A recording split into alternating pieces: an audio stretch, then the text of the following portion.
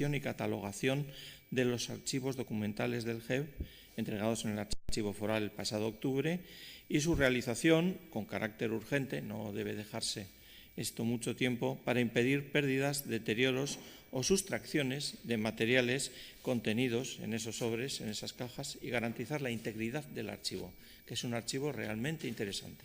Gracias. Bai, Dakoitza Aldunditik, Bilbao Anderea. Bai, eskerrik asko.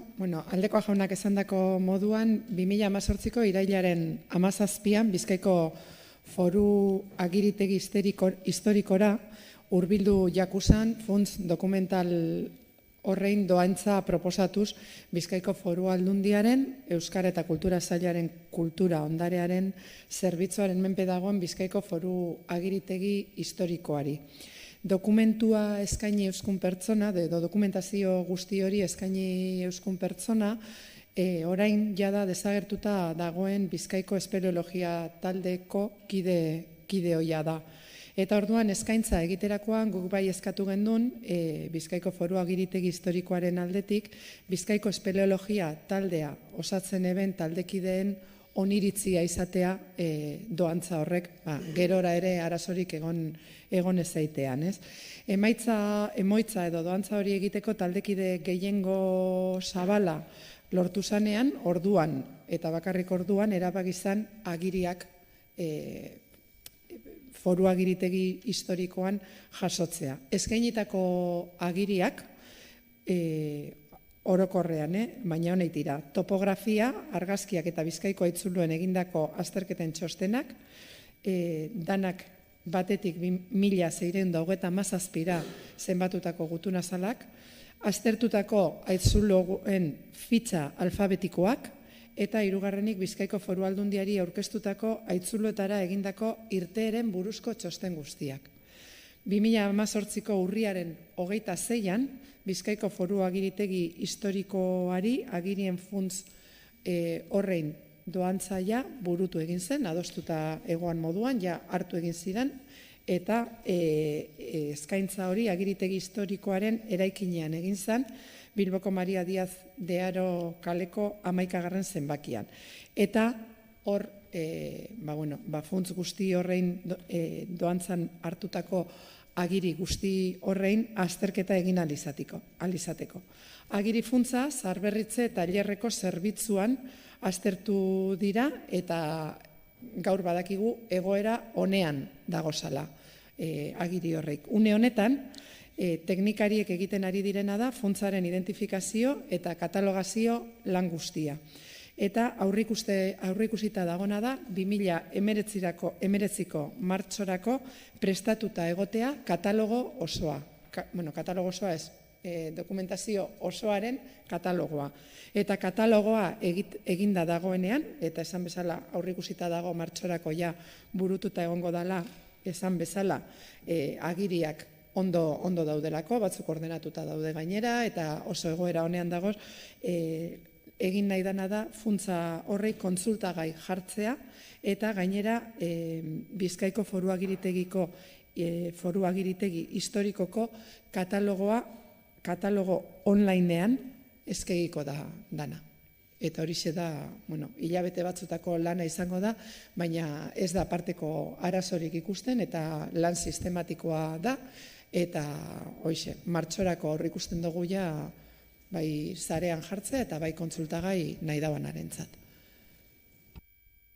Eskerrik asko Bilbao Anderea, talde mistotik Aldekoa jauna. Eskerrik asko, señor presidente. Lo primero, agradecer a la señora diputada los datos que nos ha aportado. Sabe que considero que es un tema muy importante porque esta información en algunos casos va a ser muy valiosa para los trabajos que tenga que hacer el propio Gobierno vasco, la Diputación y los ayuntamientos. Es una información que, como tal, puede ser pública en gran parte, pero seguramente habrá contenidos que tendrán que estudiar ustedes con más detalle, por ejemplo, la posible presencia o bien de algunos restos arqueológicos o bien de quizá indicios de arte parietal en algunos lugares, o la presencia, también puede ser en algunas cuevas, de organismos endémicos Recordemos que, por ejemplo, en Pozalagua, tras muchos años de estar allí entrando los turistas, yo incluido, resulta que había 2 endemismos que solo existen allí, un colómbolo o colímbolo y el otro ni me acuerdo el nombre. Pero bueno, estas informaciones son importantes y sí le rogaría que, además de catalogarlas, revisen si hay algunas cosas que merecen especial protección y especial cuidado. Y me alegro muchísimo de que se haya recuperado este archivo. Yo había oído hablar de él, pero lo daba por perdido, lo típico que ha quedado en un garaje y se murió la persona y los hijos han tirado todo, que es el destino de más de un archivo en este mundo, por desgracia. Gracias. Eskerrik asko zuri, talde popularretik, Andrés Jauna. Buenos días, gracias señor presidente. Simplemente para agradecer las explicaciones a la señora diputada. Eskerrik asko Andrés Jauna, Podemosen aldetik, Elgezabal Jauna. Egun on guztioi eta eskerrik asko azalpenengatik. Hemen eskatzen zena bi zati ziren, bada katalogazio prozesua eta horretaz bagenekien zerunako prozesua zabaltzen zen eta segurtasunaren inguruan bai, ez? Beraz, horren inguruan ez dago, gure aldetik ez dago galdera gehiagiz, askotan ja planteamenduan beran eskatzen zen, ja erantzuten zen, ez? Esaten zen 2002an, ja galetu zen honetaz, catalogazio de procesuari buruz, eta ya esaten zen que los procesos de catalogación son complicados y llevan muchos años, que ya hay un trabajo realizado, en este caso, pues ya se decía en el 2004. Y sobre la seguridad, pues también en el 2002 se preguntó sobre la videovigilancia, sobre la magnetización, sensores antihurto, normas de uso, eta horretaz uzut, ez badago aldaketarik, eta gure ustez nahiko sakon egin zen txosten horretan, ez dago beste galderarik gure aldetik. Eskerrik asko eta jarri. Eskerrik asko zuri, Alderdi Sozialistatik, Rodríguez Andrea. Sí, bueno, agradecer las explicaciones en relación a la comparecencia solicitada por el Grupo Mixto realizada por la señora Bilbao y, lógicamente, consideramos que es muy importante el tener unidos y concentrados estos archivos y esta documentación.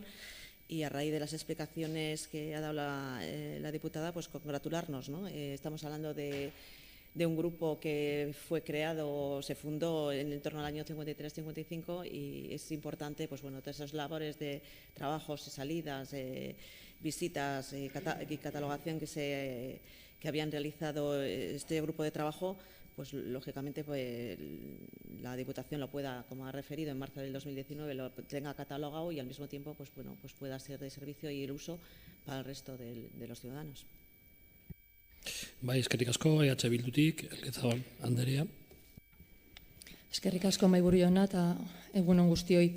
Hemen aipatu da moduen, aposteko modukoa da, albiste ona da, zelanez, Bizkaiko espeleologia taldeak bere ibilbide luzean egindako laneri esker, jasotako eta bildutako dokumentazio guzti hori, artxibo espeleologiko guzti hori, barriro be eskuragarria izateko aukera egotea. Nik espero dut, zu diputada Andreak hemen esan duzun data hori, benetan betetzea eta eginda egotea, ze uste dut oso ona izango litzatekelako danontzako.